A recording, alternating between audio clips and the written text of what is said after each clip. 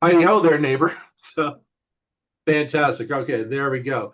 All right. Good afternoon, everyone. Today we are incredibly fortunate to be joined by Nick Cunningham, a man whose career journey is a powerful testament to the transferable skills that we have gained through our military service.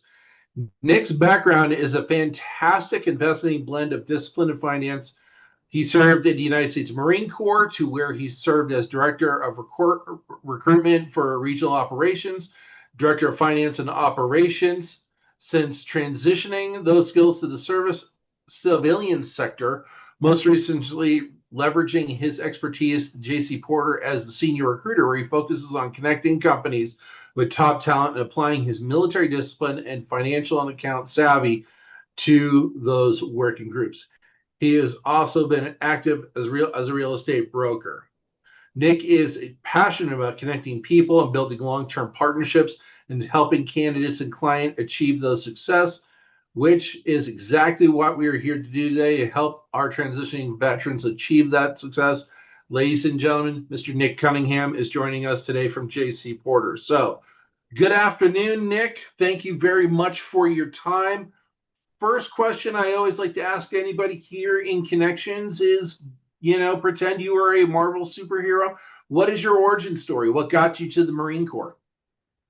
I was fourth generation, and I knew college wasn't right out of high school. I could have done it, but knew it wasn't the right choice. My grandfather, uncle, and my dad were all Marines, so there really wasn't an option other than the Marine Corps because I wasn't going to let them do something I wasn't going to do. So that's what led me to the Marine Corps over any other branches. There you go. I love it. Now, are you Colorado native, or you just ended up landing here? No, I just ended up landing here. I'm originally from Texas, but I moved 13 times before I was 18. And my last tour, the last 8 years in the Marine Corps was actually here in Colorado as a recruiter. Okay. Well, then, hey, I guess you and I kind of had the similar path, although I came from Boston. So the big thing is that your background is remarkable, hands down. And with the skills that you learned in the Marine Corps, what was the single hardest military skill or mindset that you had to unlearn or adjust to during your transition? And then what was the easiest for you to transition? I'd say the hardest part is obviously if you've been in for a while, the mindset in the sense of not necessarily that your rank means something, but you've been in around a while, so you know how things work, you know what needs to be done, and then transferring to the civilian sector, it doesn't mean anything. For the fact that you've had those experiences, you've done that, 99% of companies, 99% of people have no clue and could care less about those acronyms, your ability to do those things because it's not, they don't see it as transferable. So I'd say that was probably the hardest piece. Um, Easiest piece is that, I mean, the Marine Corps teaches you to do more with less and just understand that life's going to suck no matter what. It's always going to be stressful.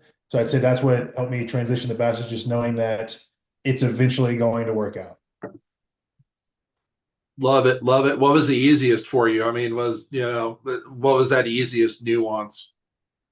I'd say just the transitioning because I mean, I did recruiting for the Marine Corps for the last 8 years of my career. So transitioning to recruiting in the civilian sector was easy just because the job was 5 times easier in the civilian sector than it was in the Marine Corps because I'm recruiting for a job. People want jobs. Not many people will think, oh, yeah, let me go join the Marine Corps. That sounds absolutely amazing. So it was easier to sell, and people actually wanted to talk to you. Love it.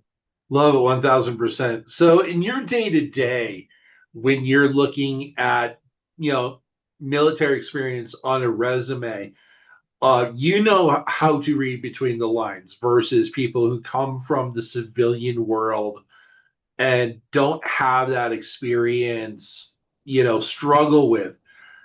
How has that been educating maybe peers or your superiors or even your subordinates and understanding that nuance? Because you could have, 8541 on a resume, but then someone sits there and says, intelligent, I'm using MOS codes from the core that I know, everything like that. Like, how has your experience been that, like, translated that information and then showing that demonstrated skill to the civilians that really, quite frankly, just sit there and, watch Generation Kill and say, oh, that's the Marine Corps. There you go. Yep. I'd say the biggest way is by educating the service member, because I'll see a lot of resumes like that, and AI is your biggest friend when it comes to trying to figure out those pieces and switching it into terms that are civilian. I'd say that's the biggest piece is just trying to educate the military members how to word their resume and the things they've done to the civilian sector, because changing people's mind in the civilian sector is far harder than changing the mind of a veteran. Like, hey, here's what they're really going to want. Here's what they're going to look at. But there's been a couple of times I've been able to like translate some of those things, like comptrollers, for instance, because I do recruiting for HR accounting, and showing them how comptrollers actually like work in the Marine Corps and in other branches compared to the Treasury and things like that. So showing them those little nuances. I've had that happen a couple of times, but I'd say the biggest piece is assisting the veterans in changing their verbiage, vice trying to get the civilians to understand. Because, I mean, anywhere from 4 to 20 years in the military, you learn all those things and it makes sense to you, but it's never going to make sense to them that since they've never been in a combat scenario or anything like that to understand why it's so important for us and how it words in the resume. Absolutely, 1000%. Your military experience, kind of taking a look at your LinkedIn profile, it says business relationship management. Um, do you have any, specific examples of how you use that skill with the Marine Corps that you transfer to your civilian roles and really, really showcasing that transferable skill? Yeah, relationship building is the best way I can explain that. In the sense of when I was recruiting, or even when I was doing finance and accounting for the Marine Corps, going out and trying to win some of those contracts, even deploy different things like that, building those relationships with the key stakeholders and businesses, and showing them that you're there not just for the business, but that relationship piece, that little nuance of just small talk goes a long way. Showing them that you're a person, not just a mass sergeant, a first sergeant, whatever it is, makes a huge difference, and it easily transferred for me over in the civilian sector because I understood how important relationships were, and finding the individuals that could actually make the decisions in the companies was difficult. But once you found them, how important it was that all those relationships you made along the way, but also that one is going to really build the business, but build that next step in your career because of that one relationship that's going to lead to the next, to the next, to the next. Do you have a specific example that you could share with those of Um, us here? Yeah, so when I was in the Marine Corps, it was Never Summer. It's a huge snowboard company here in Colorado. I was able to go in and meet the owner and meet the head executive team. And what that did is that translated for us being able to get free boards for awards for our Marines. Because again, we can't give weapons or anything else like that for awards, but we were able to give like legitimate snowboards from a Colorado-based company to the Marines, and it made them appreciate the time on recruiting here in Colorado because they got something from Colorado, something they could use. And to this day, I still have a great relationship with the owner of Never Summer, and it allows me to actually, I've done some recruiting for them for their accounting team now because of that. That's in Never Summer. That's something I never would have connected to the Marine Corps, and that's a really cool story. They're Fantastic. military friendly. Yeah, I didn't know that about them. That's I mean, I've been here since 2015. I never knew that about them. Yeah. That's You just kind of blew my mind there, brother. I like that. So, you handle a lot of, the finance operations, recruiting for, JC Porter. What are some of the non-technical competencies that veterans should be focusing on in order to get that impression onto, let's say you want to, pull some of the, students from here to come work for JC Porter. What would you be looking for? What are some of those non-technical competencies besides that relationship building and the small talk and the little like nuances? I'd say being able to relate, and again, this was probably the hardest part for me because the Marine Corps, we never talked about ourselves. It was usually awards, things like that. So I'd say learning how to actually sell yourself. And that is a difficult part depending on how long you've been in, because most times it's by what you've done, not what you tell people.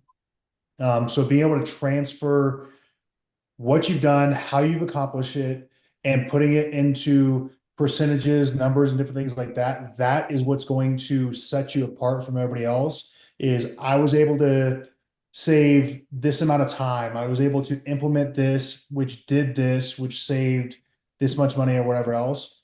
Putting those into tangible things is the biggest skill that I think that one I look for in anybody that's going to do recruiting or anything else like that. But any business is going to look for. That's the biggest piece on a resume, and being able to say it in person. I think that's the thing that they should really be focusing on. I love it. You guys, how, we all sit there and we say focus in on your experiences, but show the hard, real data. There you go. What Nick just said really just nailed it right on the head. Um, I'm working on my master's in behavioral economics, so you are an interesting person to chat with on some of this stuff. In the recruiting world, especially with finance and accounting, what is some of the red flags um, that are on veteran resumes that cause them to be overlooked? I know we kind of touched on it, really kind of getting nitty gritty MOS code and stuff like that. But what are some other ones? Maybe some things that we don't normally historically pick up on, or we've been out for a year or two, we've kind of learned a few things. Like what's your recommendation? What are some of those red flags? Um, Not using the right verbiage, like we talked about, but not understanding how to translate it. Again, the FP&A roles, so finance, planning, and accounting, or like most people in any branch deal with some kind of budgeting. So actually putting those words on the resume, not looking at the job description and not plagiarizing, but making sure that they have it and putting it in the resume, did this, and this based off of what the job description is. I'd say that's the biggest piece of just not using the right verbiage, because I'd say at least 50% of companies are using AI to weed out resumes from the get-go. I mean, LinkedIn's even doing it now. They just launched a new AI bot that's sitting there like going through resumes before you even get them half the time now. Do you have is there an AI platform that you are a personal fan of, or you just AI in general? I go through every resume myself, but I like ChatGPT. LinkedIn's good with the AI they have now, but I say ChatGPT and Perplexity are the two that I use the most. Love it. Not a Gemini fan at all, or I just don't use it that much. I use it on searches, things like that. But as far as when it comes to resumes, trying to transfer things, those are the two I usually go to. Every now and then I'll go to Elon's and use that one just because it'll give you some more not politically correct things that you can sit there and like kind of tailor and yeah, do things with that you wouldn't have thought, or ChatGPT or Perplexity wouldn't have come up with. trying to fact check someone while you're at the Morrison Inn, at Margarita night or something like that. I get it 1,000%. Perplexity. That you brought up one of my personal favorites. What draws your attention to Perplexity? It's more up to date. It is more real time. So ChatGPT sometimes will be a month to 3 months behind on some of the data it'll pull. It'll give you great things if you're trying to like tailor a resume or like wording for an email, things like that. But Perplexity, if you're trying to actually research things like that, it is more accurate and more up to date with the data that it's using is the reason I like it. And you can ask it a question, it'll actually give you where it got it from, where to go to view it, and things like that. And I really like having the data to fact check it so that I know I'm not a dumbass for basically agreeing with it. Yeah, I got shown Perplexity last year, and I'm a first person source information guy. I mean, my Mhm. background is all that.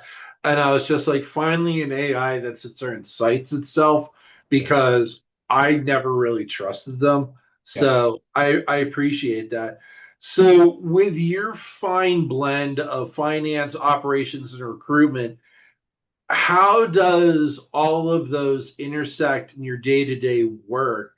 And let's say we have someone who is a finance person from one of the branches here, how do they use that operational experience to make themselves look more desirable besides, leveraging the data of their use and everything like that? Like, what's your thoughts on that?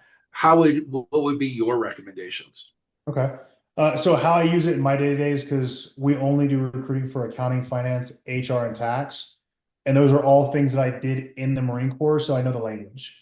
I use it because it allows me to weed out people that say they know something and they're not using the right verbiage, or I have a better understanding of what I'm recruiting for. So when I'm sitting there talking to hiring managers and different things like that, I can say, okay, you need this, this, and this, or yeah, I don't think you really need that. You need this, because most of them are HR or lower levels, and they don't know the specificities of that actual role. They're just going off of what the accounting manager gave them. So it allows me to really hone in and focus and get the right candidate for the right client. But as far as transitioning the operations and the recruiting and everything like that, I'd say anything that, so if they're going into accounting and finance, I'd say the best things they can do is look at a lot of the contracts or a lot of the companies that do the government's finance and accounting, because it transfers so perfectly. And there's tons of companies out there that I've got buddies for that are recruiters for some of those companies. And that's all they do is recruit for not necessarily government entities, but companies that do the finance and accounting for some of the government entities. So I'd say really focus on those, because that operations and that lingo and that verbiage gets you in the door with hands down without any issues. That definitely makes sense for sure. Um, I mean, I know a little bit about the finance stuff on the military. So, I mean, I came from SOCOM, so the way how we did things was a little bit different than big Army, big Marine Corps, things like that. But, I mean, that's kind of an interesting career field to follow and kind of continue down the path of. I mean, what gets you up in the morning about it? I mean, it's really, really interesting, especially when you left Lockheed to go to JP Porter. Like, what gets you excited about it every single day? It's a puzzle. Every day is a puzzle of trying to find the right candidate for the company, or making sure that the company knows exactly what they're looking for, but being able to fit that round peg in the round hole each time. It's because we really focus on only sending anywhere from 2 to 5 candidates for each role and not wasting the company's time, which is where we get a lot of people coming back to us because they realize we really honed in on what they were looking for. We gave them a couple candidates and we didn't waste their time. So it's just a puzzle for me. And I enjoy helping people get jobs, because at the end of the day, it helps them, helps the economy, helps their family. There needs to be more people like you for sure, brother. We really do appreciate you. You know, you went to Lockheed Martin. What was when you went to Lockheed? What was sort of your expectation? What was sort of your thoughts? Because this is a very large Air Force crew here, as you can tell. So everyone sits there and gets really excited when Lockheed is brought up. Yep. What was your experience like at Lockheed? I loved it. The people were great. I actually worked with 8 different individuals that were all on the transition team and in charge of all the military operations and kind of those programs. So I worked with the head recruiters on all of those, got to meet them. I got to work on the corporate side of it and work with, and they appreciate the military. They appreciate, they understand a lot of it. It's not just, and it's not like any other company. They actually understand, they actually appreciate it. It was a great environment. The people were awesome. I mean, I still talk to probably at least 4 or 5 of them from there. I actually just got one of my buddies a skill bridge at Lockheed for his skill bridge. And so it was just a great experience, great people, and they were absolutely just amazing all around. That's that's really cool. Did you work out of Littleton or were you at one of the other offices? I was remote. So I was Oh, remote. okay. I went into the campus right there by Chatfield. So I Oh, went yeah, in yeah. Yep. times, and then I went into the Deerfield campus a couple of times, but most of it was remote. And it was just the people that are there. Even to this day, I run into people that work at one of the facilities or work remote. And it's just really cool talking to them about the different experiences and the different parts of Lockheed and how they all intermingle without even realizing it. Sorry, everyone. We're talking Colorado logistics and just kind of there are multiple different offices for Lockheed here in Denver, so that's why it's nice to chat with someone locally for It's sure. uncommon. Yeah, exactly. Just every single time I sit there and I drive up 470 and I sit there and I look down, I'm like, yep, there's the Lockheed Death Star, as I like to sit there and call it, Mhm. because they have offices everywhere. Before I go down my list of questions, does anybody here have anything to ask? I mean, you got the world class guy here. This is for sure the guy to sit there and really answer your questions. Anybody got anything right now? John, go ahead, sir. Hey Nick, it's John. How you doing? Good, and you? Doing all right. So all this talk about Colorado. What about outside Colorado? I saw that you had a posting 3 months ago for a remote position, but I didn't see a whole lot of other remote positions really come up. The reason being is because most jobs are going away from remote. That's actually Mhm. how most companies downsize. So I'd say remote roles are very difficult. And the reason being is because I can choose over the entire US and it's going to be the best qualified candidate. And most of those roles are for larger companies or companies that are looking for somebody with a CPA, things like that. Um, I do searches all over the US, but I'd say a majority of them are here in Colorado just because we have relationships with individuals here in Colorado. But the remote roles are just very far and few in between. Yeah. And usually on those, there's a minimum of about 3,000 applicants for those Mhm. roles. Yeah, but that's what I've been seeing on like LinkedIn and Indeed and stuff like that. I have a second question that's not related to the first one at all. Okay. So what I saw on your LinkedIn also that you're in real estate. So what led you to go that route? That's actually the route I was going to go before I got out. I actually Mm. had a skill bridge set up with my old executive officer. He's a real estate agent. I bought my first house in Colorado when I moved here with him. Just really good guy. He was my executive officer when I first moved here. And that's what I was going to do. But my CO when I was getting out was, we'll just say a dick. And it ended up not working. So I ended up not doing that, but I'd still already taken the test for my real estate, Mm. already done all the work. So now I do it for friends, family, and just myself when we're sitting there buying or selling a house. Okay, cool. Hey, thanks, man. Yeah.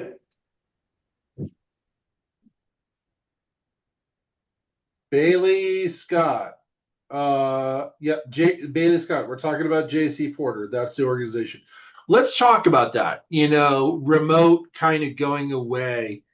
And I see that. My career field, HR and learning development, is very unique. And I will see maybe a couple hundred people sit there and apply for a hybrid. But next thing you know, like for example, I had a recruiter from Pinterest reach out to me last week for a role. And I sat there and I jumped on LinkedIn. There it is, like 500 people have applied for it. Do you really think that the remote job role is going away? I'd say you're gonna have some that are gonna stay remote. Most of them are gonna be your IT roles, things like that, just because so many companies, I mean, shoot, my boss's wife company decided to bring back everybody back in office, and they had 3/4 of their IT staff quit.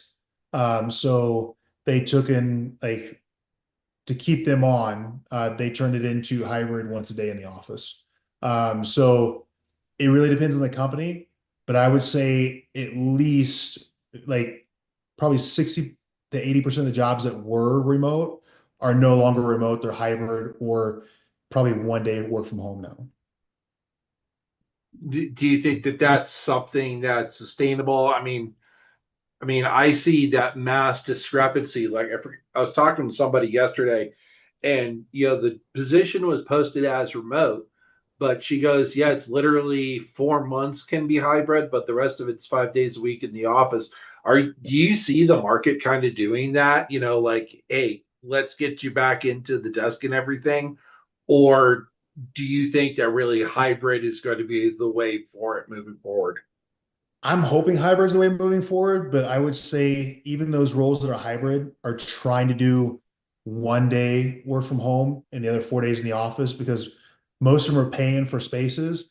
But I mean, a lot of them have also seen that people's careers haven't been progressing in the sense of like training that next person and things like that. So it's company by company, but I would say hybrid is probably the new remote, and it's not as much hybrid as most people want.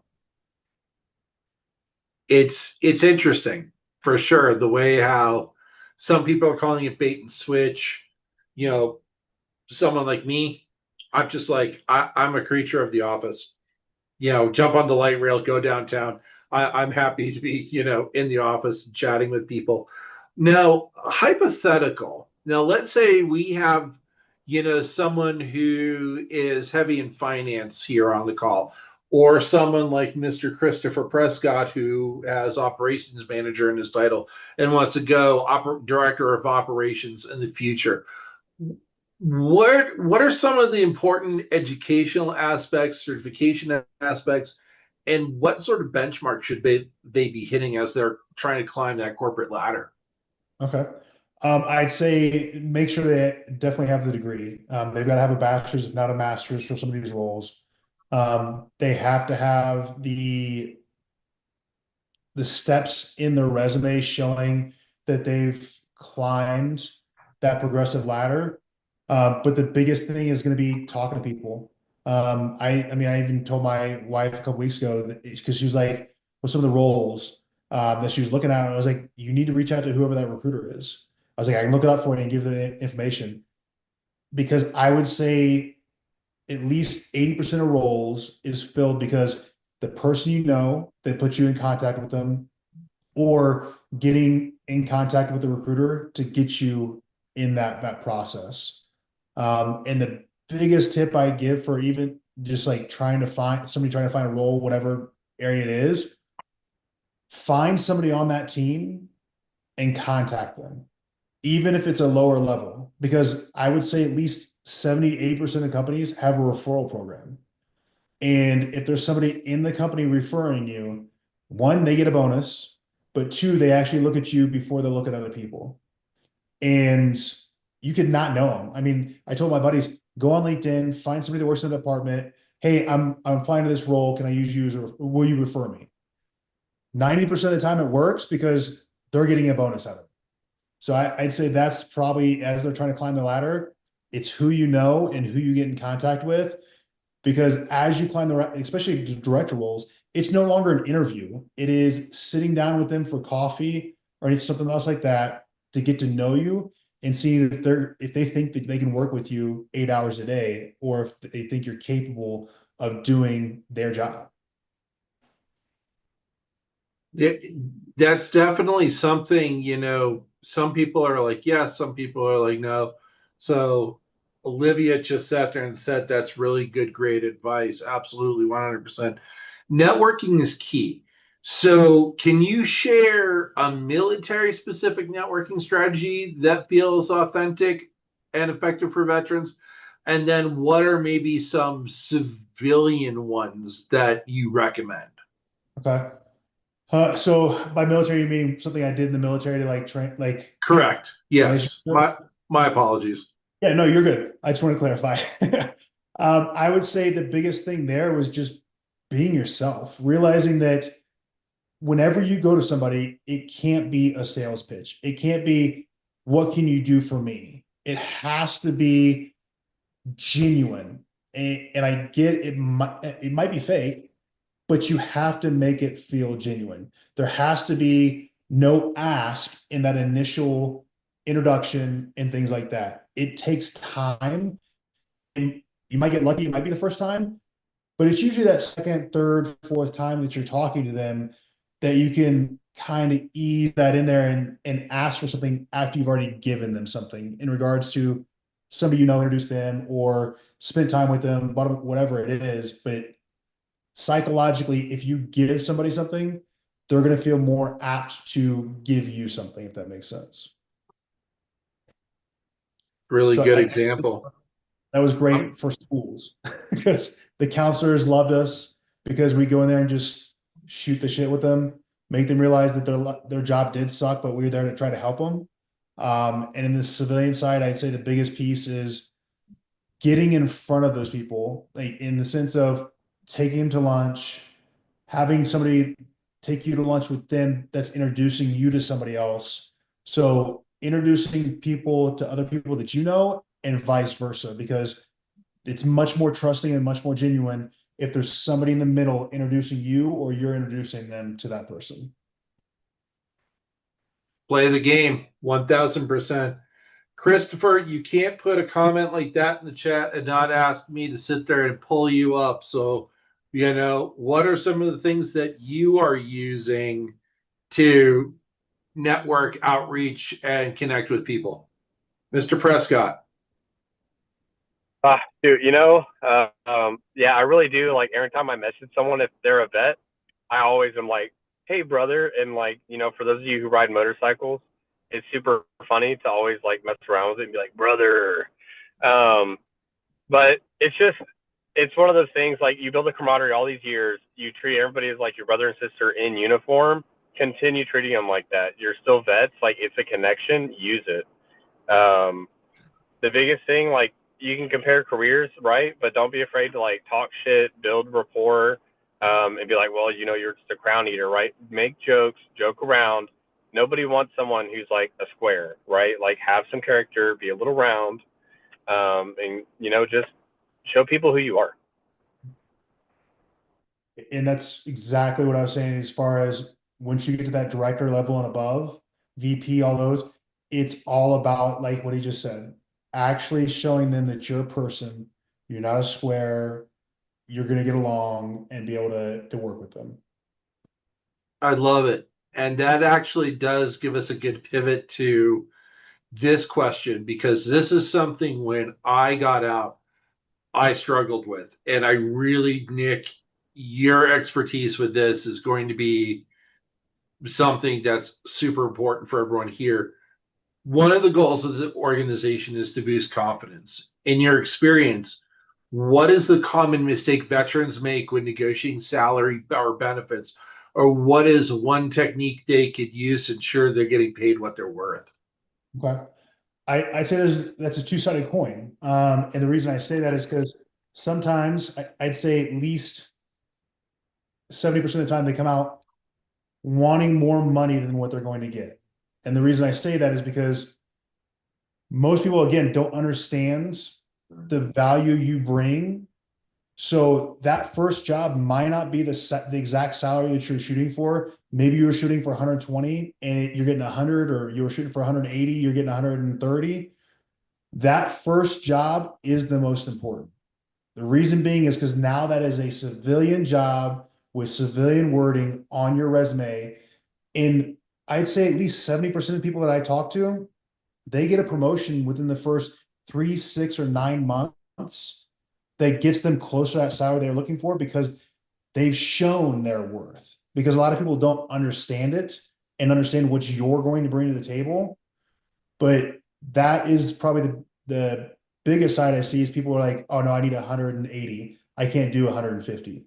And then the other piece is, like you asked, as far as knowing your worth. One, at least in Colorado, they have to put what the salary range is. Yeah.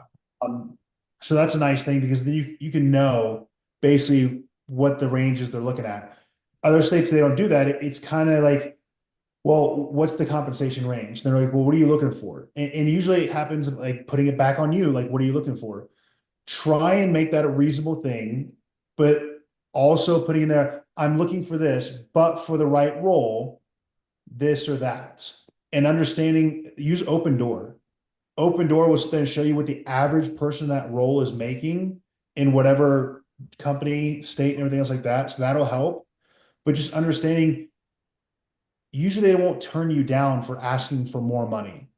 Usually they'll negotiate at least once or twice with you, going back and forth. So don't be afraid to ask for more than what the offer letter is.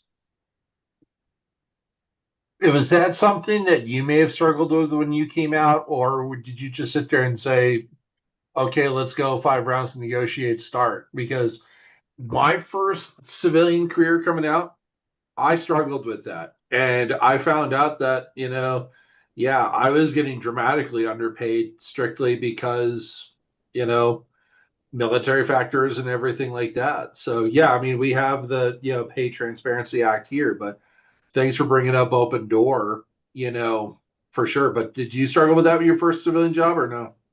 I got lucky because mine's solely commissioned, so it's based off of what the work that I Oh, put in. yeah. But I know when I was looking at roles, I was like, there's no way I'm taking a job for $120,000.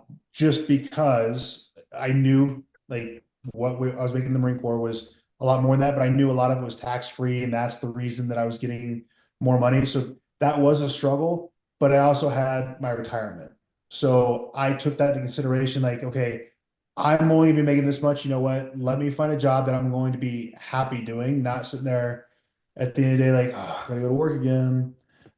So I took that into consideration, and I was also extremely lucky. My wife, she stayed home with my daughters for most of my Marine Corps career until towards the end, and then finally went back to work. And she makes good money, so she was able to stay there and hold a very good paying job for the first couple months until I found what I needed. Love it. Love it. Tim, go ahead, sir. Hey, how's it going, Nick? Thanks for coming to talk to us. So with the pay ranges, I'm looking at jobs from, private sector, project management to doing some defense sector stuff. Uh, and on a lot of the websites, when you go to apply, they have like the pay range, but it's like a wide open door. Like it's like 98K to 215 Mhm. is the pay range. So you're talking over 117K swing. Yes. Uh, and in the application process, they're asking you to check what your desired level is. How Yep. would you say you should navigate that? Because like I kind of feel like, okay, I think I'm at this end, but if I was them and they're getting a bunch of applicants, I'd be going for the ones that are still qualified but are checking that lower block on pay. Do you think you should check that? And then once you get to the offer, that's where you negotiate? I mean, you can with some of them. If it's 117K difference, I wouldn't do that. I would go towards where you're looking at because again, that's going to go into consideration when you're looking like, okay, you said you were open to this, but now like you're like they'll frown highly on that. Because I mean, I've had that where I quit working with candidates because like, oh, I'm good with this because it was the top of the salary range, and then I get them in final interviews and they're like, well, I need this. I was like, that's not what we talked about, brother. And so it looks bad on you a lot of times if you're saying, hey, I'm good with 110,000, and then it gets towards the end, like, hey, I need 150. Just because that's such a jump, that I wouldn't do that. I would look at more using Glassdoor or like looking at the job description, and it's saying you need a minimum of 10 years experience. And that's where that 70,000 starts. And the 200,000s for 15 to 16 years of experience is the way you would want to consider that. So if you have the 16 to 20 years, ask for that higher range because at the end of the day, they're going to go off of pay, one, but two, it's going to be who's qualified and what are we going to get out of this individual? Who's going to be the one that's going to bring the most bang for our buck? Okay, yeah, that makes sense. I'll definitely take that in consideration. Thanks. Of course. And I mean, personally myself, with me searching right now, I've used AI myself and I've done some of those role plays. There was one position I interviewed with yesterday that I really admire, and she asked me salary, and I sat there and I said XYZ 1 2 3, and she goes, "Oh, that's a little bit outside of the range, but you have the experience. Yeah, I think we could maybe make that work." So don't be afraid to use AI to do role plays with you when it comes down to that, Tim, or anybody else who has that little bit concern to that. Um, let's see here. Any other questions for Nick? One more thing I'll put on that, like, Oh, go as ahead. far as base pay, realize that a majority of civilian companies actually pay bonuses. And so they'll actually pay you for actually doing your job and going above and beyond, unlike the military. So some companies, I mean, I'll see 5-10% bonus, but there's other companies I see a 50% bonus. There's a couple of them that are 100% bonus. Where are those jobs, and where do I need to sit there and start working on my resume for the 50% bonus? Where? That one's actually at my buddy gets that. He is at, God, what's the name of the company? It is an IT company. He does training operations for them. It is, oh, what is the name of the company? Training operations, that's right up your role, Clay, and mine. NetApp is what it's called. NETAPP. 50% bonus? I've never heard of that. Yeah. Sorry, Olivia, I apologize. I didn't mean to sit there and jump in, but I heard 50, 100% bonus. So I'm like, show me the money. Yeah, no, I was also hoping to get an explanation there, so you're good. Hi Nick, I really appreciate you coming to talk to us. So I'm transitioning out of the military, not having had any direct finance experience while in, but that is my target industry that I'm working towards. Um, I had a couple questions for you. So my my main one would be, how do we tailor a resume to the finance field without that direct financial experience, having any CPA certifications, things of that sort? Specifically, I went to a hiring fair today and I thought I did a good job.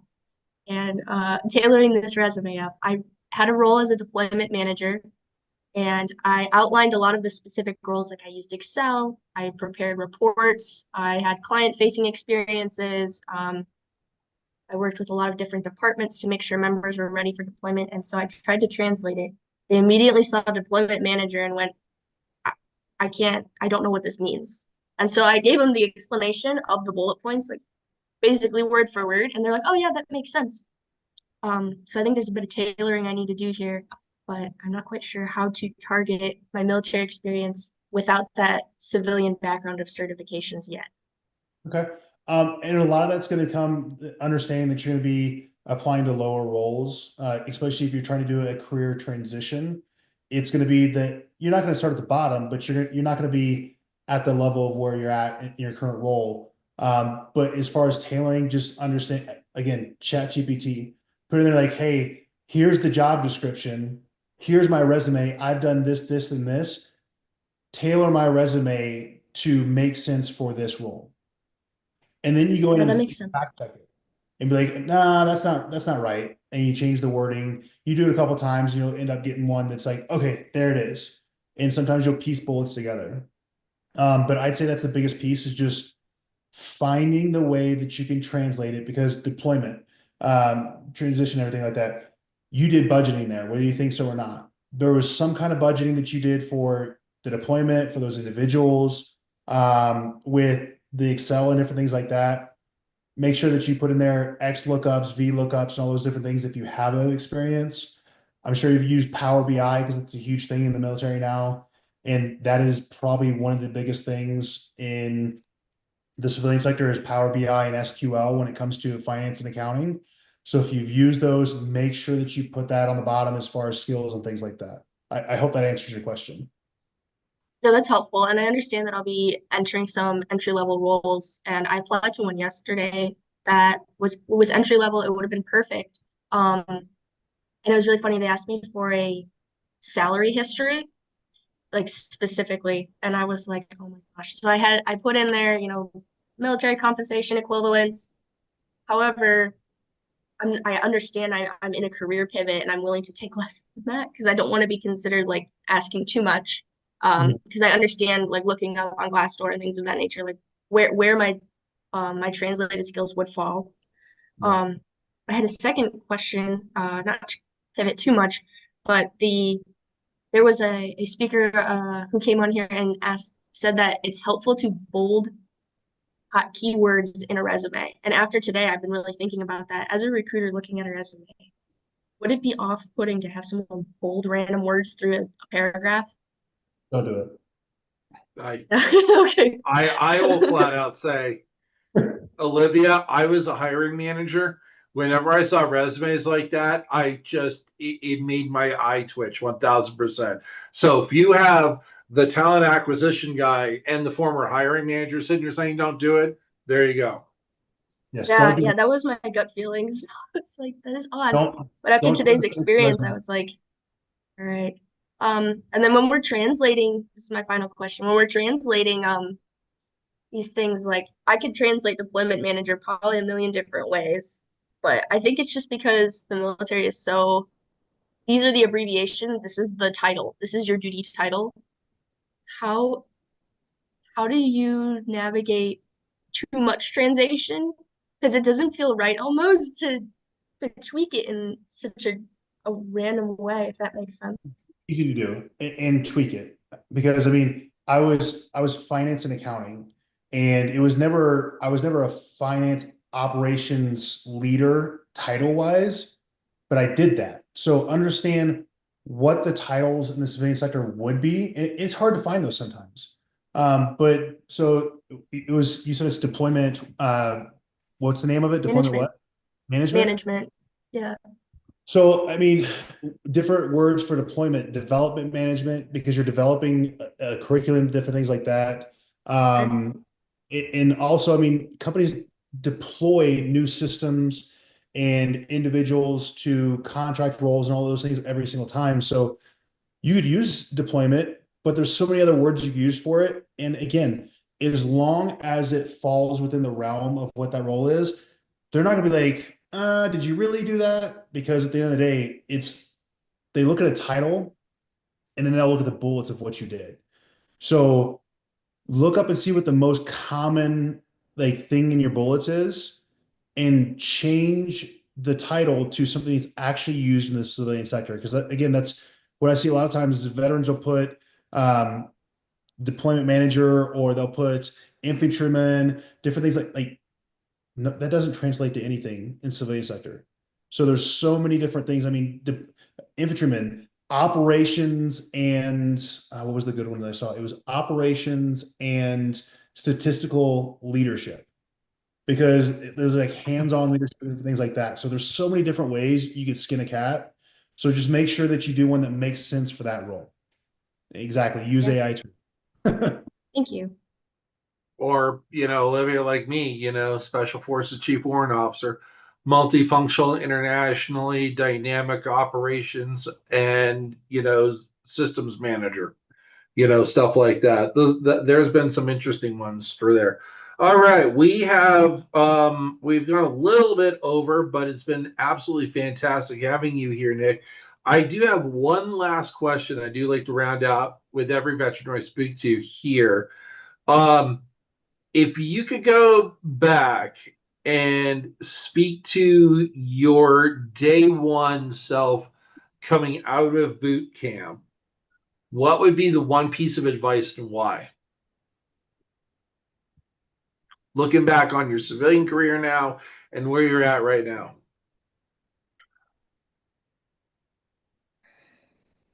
The cool things of when I was younger, it didn't help my body. But just taking a bigger picture, a bigger look at the overall picture of my career, and maybe trying to get some of those schoolings, the degree, and everything else sooner than I did to be able to get more under my belt that I could use for later me.